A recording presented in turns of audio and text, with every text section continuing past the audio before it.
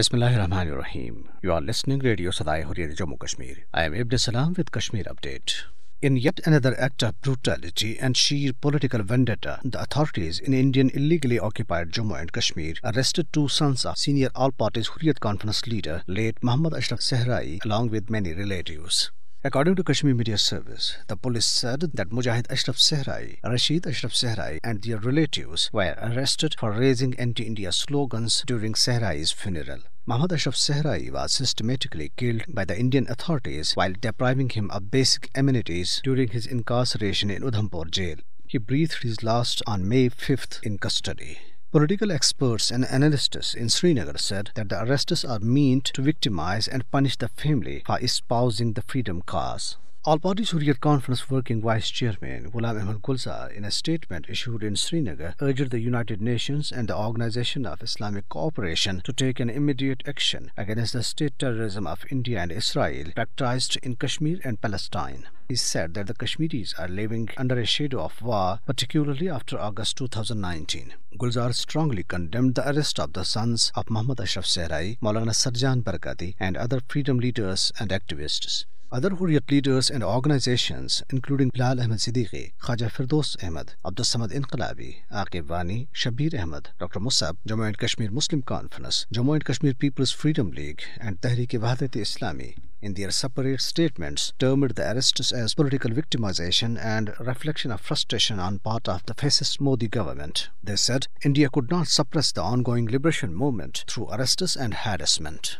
People's Democratic Party chief Mehbooba Mufti, in a tweet, also denounced the arrest of the sons of Muhammad Ashraf Sehrai and deplored that people all over the world were protesting against the atrocities committed by Israel on Palestinians, but in Kashmir it was a punishable offense, where an artist was booked under Public Safety Act and a preacher was arrested simply for expressing solidarity with the Palestinians. Meanwhile, an IED blast was triggered by unknown persons in Trukvahangam area of Shopian district today. Indian forces, after the incident, cordoned off the whole area and conducted the house searches and victimized the local people. Occupational forces also conducted house-to-house searches in the areas of Budgam district and Jammu state today.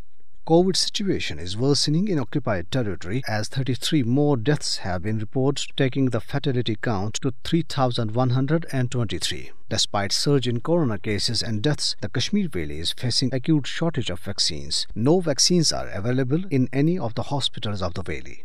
The Doctors Association Kashmir has said that official figures of COVID-19 deaths are an underestimate, as many deaths due to the virus go unreported in the valley. In Indian state of Uttar Pradesh, the bodies of COVID victims, buried in shallow sand graves and washing up on the Ganga river banks, can be seen everywhere. In jeeps and boats, the police on portable loudspeakers are asking people not to dispose of the bodies in rivers. On Friday, rains exposed the cloth coverings of the bodies buried in shallow sand graves on the river bank in the suburbs of Prayagraj city.